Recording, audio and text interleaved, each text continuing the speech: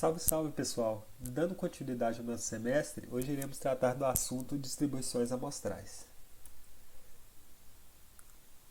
Para começar, vamos supor que a gente vai tirar uma amostra de tamanho 100 de uma população. Por exemplo, uma população de seres humanos e que temos interesse em medir a altura dessa população, características da altura dessa população.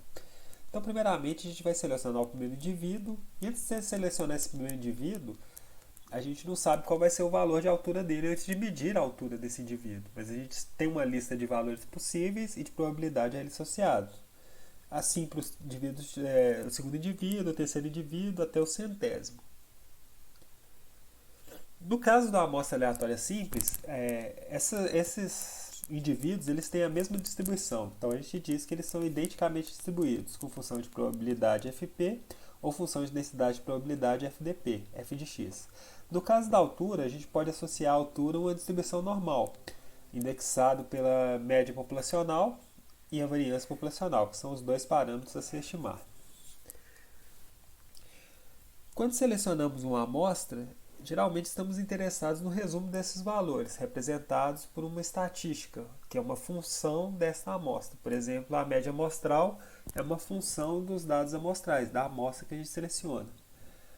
Porém, antes de selecionarmos uma amostra, a gente não sabe qual vai ser o valor dessa estatística. Por exemplo, antes de selecionarmos os 100 indivíduos e medirmos a altura de cada um, a gente não tem como saber qual vai ser o valor da média amostral desses 100 valores.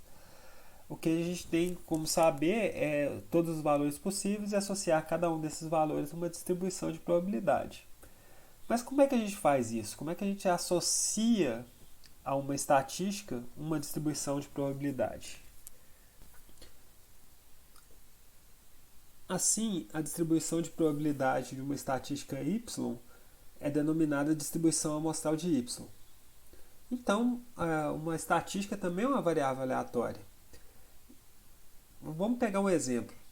Duas estatísticas comumente utilizadas para o resumo de uma amostra são a média amostral, que você vai somar todos os valores da amostra e dividir pelo número de amostras que você fez, e a proporção amostral, que você vai contar o número de indivíduos ou objetos ou coisas que tiveram a característica de interesse e dividir pelo seu tamanho amostral.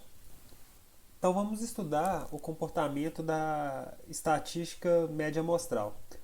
Considere uma população identificada pela variável aleatória x com parâmetros mu igual a média e variância sigma ao quadrado, supostamente conhecidos. Então a gente vai fazer o seguinte procedimento. Vamos retirar n amostras aleatórias de tamanho n dessa população. Para cada uma dessas m amostras, vamos calcular a média amostral. E vamos verificar qual vai ser a distribuição dessas m médias e vamos estudar suas propriedades. Então vamos supor que a média populacional seja 22,5 e a variância seja de 3,09. Então essa tabela aí, cada linha representa uma amostra que eu fiz. Então a primeira linha eu fiz uma amostra de tamanho 5. A média dessa amostra foi 23,2. Na segunda linha também uma amostra de tamanho 5 e a média foi de 21,2. E até a quinta linha, que é a última, a minha média foi de 21,4. Então, tirando essa última coluna, são as médias de cada amostra.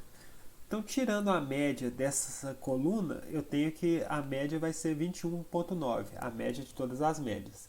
E a variância dessa coluna vai ser 0,732.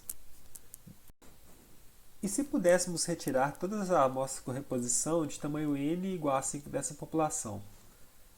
Bom, se nossa população tivesse tamanho 20, a gente teria que realizar 3 milhões e 200 mil amostragens. Muito, né? Se eu pegasse uma amostra de tamanho 10, esse número ia aumentar muito mais. Uma amostra de tamanho 15 ia ser muito grande. Bom, humanamente é impossível a gente realizar esse procedimento de reamostragem, mas o computador faz isso para a gente para ele igual a 15. Então, se eu fosse fazer a média das médias, ou seja, para cada uma dessas amostras, eu vou tirar a média. Depois de eu tirar a média de cada uma dessas amostras, eu vou tirar a média das médias. A média das médias é 22,5, que é exatamente a média populacional. E a variância das médias é 0,2. Bom, qual que é a conclusão que a gente chega? Que a média de todas as médias é igual à média da população. E a variância das médias ela é menor quando a gente aumenta o tamanho da amostra. Se o tamanho da amostra for aumentando, cada vez mais a variância dessas médias vai diminuindo. Então, ilustrando a distribuição amostral da média, temos aí um gráfico em que a primeira coluna é a distribuição da população original. Então, na primeira linha temos a distribuição normal, na segunda a distribuição uniforme, na terceira a distribuição exponencial e na quarta a distribuição da Poisson. Na segunda coluna, temos a distribuição de 1.000 médias calculadas a partir de 1.000 amostras de tamanho 5. Quer dizer, a gente gerou 1.000 amostras de tamanho 5, para cada uma dessas amostras tiramos a média e fizemos esse histograma. Então temos para normal, para uniforme, para exponencial e para Poisson.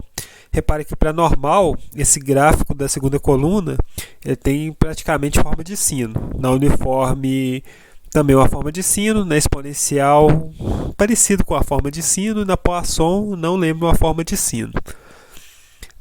Na terceira coluna, fizemos o mesmo processo, só que aumentando a amostra para o tamanho 10. Repare que todos os gráficos já se aproximam de uma forma de sino.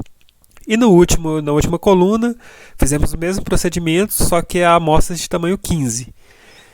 E aí já se aproxima bem da distribuição normal, centrado na verdadeira média e com a variabilidade menor. Repare que à medida que a gente aumenta o tamanho da amostra, diminuímos a variabilidade.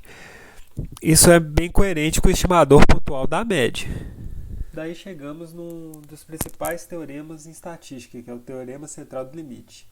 O teorema central do limite diz que, para amostras aleatórias simples de tamanho n, retiradas de uma população com média μ e variância sigma ao quadrado, a distribuição da média amostral, quando n cresce, terá a forma de sino centrado na verdadeira média populacional, com variância sigma ao quadrado sobre n. Quer dizer, a média amostral para o tamanho de amostras grandes terá a distribuição normal, centrada na verdadeira média populacional, com variância sigma ao quadrado sobre n.